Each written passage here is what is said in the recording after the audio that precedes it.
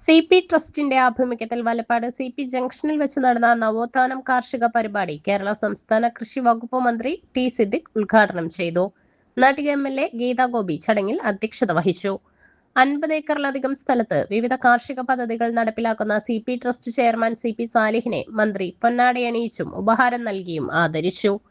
Farm set ചെയ്ത കൃഷി officer Subhash, farm secretary Wilson Pulikottil എന്നിവരെയും മന്ത്രി പൊന്നാടയണിയിച്ചും ഉപഹാരങ്ങൾ നൽകിയും ആദരിച്ചു.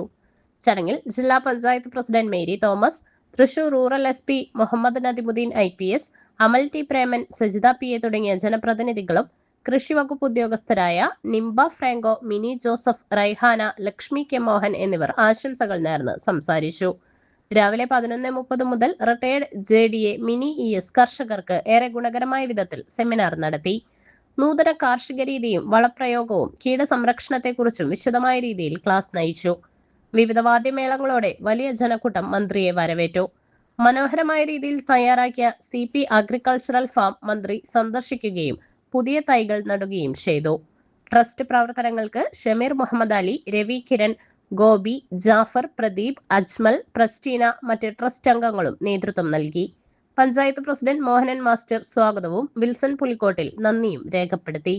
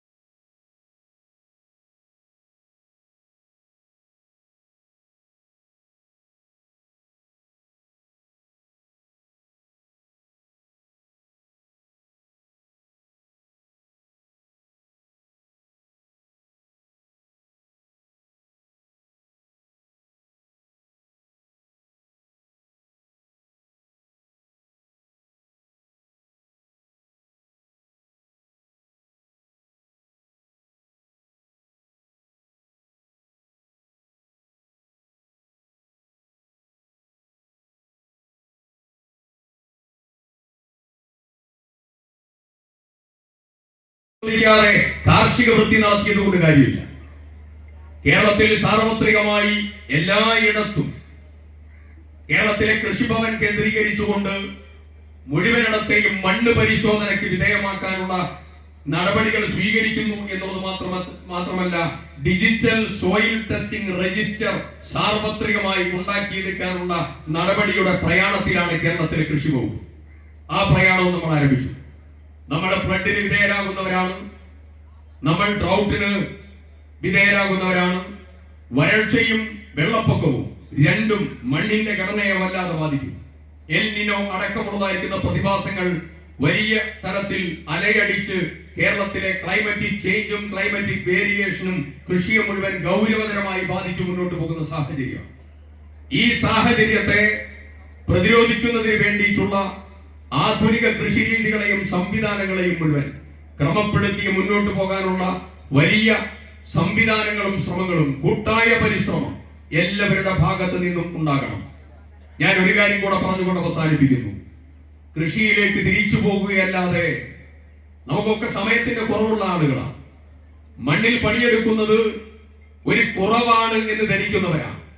നിങ്ങൾ ഒരു കാര്യം മനസ്സിലാക്കിക്കോ, ഞാൻ നിങ്ങളോടല്ല പറയുന്നത്, പൊതുസമൂഹത്തോടാണ് പറയുന്നത്. മണ്ണിൽ പണിയെടുത്തില്ല എങ്കിൽ ആശുപത്രിയിൽ ക്യൂ നിൽക്കേണ്ടി വരും, അവിടെയുള്ള ഓപ്പറേഷൻ ടേബിളിൽ കിടന്നു കൊടുക്കേണ്ടി വരും എന്നുള്ള വലിയ ഗൗരവതരമായ ചിന്ത ഓരോ മലയാളിക്കും ഉണ്ടാകേണ്ട ഏറ്റവും പവിത്രമായ സന്ദർഭത്തിലൂടെയാണ് നമ്മൾ കടന്നു പോകുന്നത്. സ്വന്തം വീട്ടിൽ ഒരു മുറ്റത്ത് 10 തടമാണെങ്കിൽ ആ 10 തടം, ഒരു ചെറിയ പറമ്പിൽ ചെറിയ കൃഷിയുക്തമായിട്ടുള്ള ഉപയോഗിക്കാൻ പറ്റുന്ന ഇടമാണെങ്കിൽ അതിനനുസരിച്ചതായിരിക്കുന്ന ഇടം വാർത്തെടുത്ത് കുടുംബത്തോടു കൂടി ഒരു ചെറിയ സമയം കൃഷിയിലേക്ക് ചലിച്ച് ജീവിതത്തിൽ ഏറ്റവും പ്രധാനപ്പെട്ട യാഥാർത്ഥ്യത്തോട് അടുക്കുന്നതായ ഒരു കൃഷിയുടെ സാംസ്കാരിക ശീലം വളർത്തിയെടുക്കാൻ ഇവിടെ വരുന്ന ആളുകൾക്കെങ്കിലും സാധിക്കണം, ഇത് കേൾക്കുന്ന ആളുകൾക്ക് സാധിക്കണം.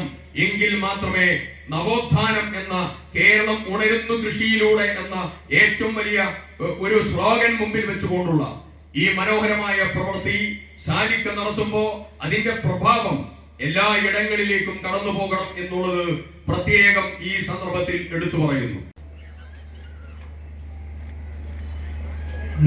വളരെയധികം ആളുകൾ, ഞങ്ങൾ ഉൾപ്പെടെ എല്ലാവരും, ഞങ്ങൾ 11 സഹോദരന്മാരാണ്.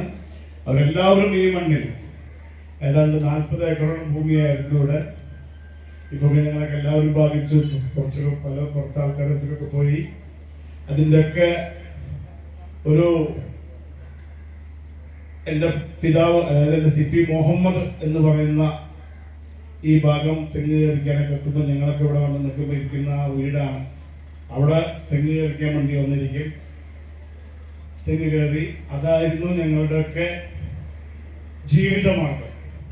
നമ്മുടെ സത്യം പറഞ്ഞാൽ യഥാർത്ഥ തടി ഞങ്ങളുടെ ഈ മണ്ണിലെ വിളഞ്ഞ നാളികേരത്തിന്റെ വരുമാനമാണ് ഞങ്ങളുടെയൊക്കെ തടി. ഇപ്പോഴാണ് വിദേശത്തൊക്കെ പോയി കുറച്ച് പൈസയൊക്കെ ഉണ്ടാക്കി. പക്ഷെ അന്ന് പിതാവ് തുടങ്ങി വെച്ച പല കാര്യങ്ങളും ഇന്ന് ഞാൻ, അല്ലെങ്കിൽ ഞങ്ങളുടെ കുടുംബാംഗങ്ങൾ, CP മുഹമ്മദിന്റെ മക്കൾ എല്ലാവരും കൂടിയിട്ട് കൊണ്ട് നടക്കുകയാണ്. കുടിവെള്ളം പറഞ്ഞു നമ്മുടെ ബഹുമാനപ്പെട്ട മന്ത്രിയും പ്രസിഡന്റും MLAയും അവരുടെയൊക്കെ നല്ല വാക്കിന് വളരെയധികം നന്ദി. ഞാനതിലേക്ക് കിടക്കുന്നില്ല. ഇത്രയും നല്ല നല്ല വാക്കുകൾ കേൾക്കുവാനും നിങ്ങൾക്കൊക്കെ അറിയാവുന്ന കാര്യങ്ങൾ തന്നെയാണ്. കുടിവെള്ളം ഇതിന് മുമ്പിലിരിക്കുന്ന അവിടെയുള്ള കിണർ, ആ കിണർ തന്നെയാണ്. അത് 150 വർഷമായിട്ടുണ്ടാവും. അന്ന് ഈ ഭാഗത്ത് എല്ലാവരും കുടിച്ചിരുന്ന വെള്ളം ഈ വെള്ളമാണ്. അത് പിതാവ് വെച്ച് തുടങ്ങിയാണ്. ഞാനായിട്ടല്ല കുടിവെള്ള പദ്ധതി എന്ന് തുടങ്ങിയിട്ടുള്ളത്. എല്ലാവരും വിചാരിക്കും ഞാനാണ് തുടങ്ങി വെച്ചിട്ടുള്ളത്. ഞാനല്ല. ഇവിടെ ഭക്ഷണത്തിന്റെ പരിപാടി തുടങ്ങി വെച്ചിട്ടുള്ളതും അതും എൻ്റെ പിതാവ് CP മുഹമ്മദ് തുടങ്ങി വെച്ചത്. ഇപ്പം അത് വേറൊരു മറ്റൊരു രീതിയിൽ ഇന്നത്തെ കാലഘട്ടങ്ങൾക്ക് അനുസരിച്ചിട്ടുള്ള രീതിയിൽ തുടങ്ങി വെച്ചിരിക്കുന്നു. അത് തുടർന്ന് കൊണ്ടുപോകുന്നു. അതിന് കൊണ്ടുപോകാൻ സാധിച്ചതിൽ സർവശക്തനോട് സ്തുതിച്ചു പറയുന്നു.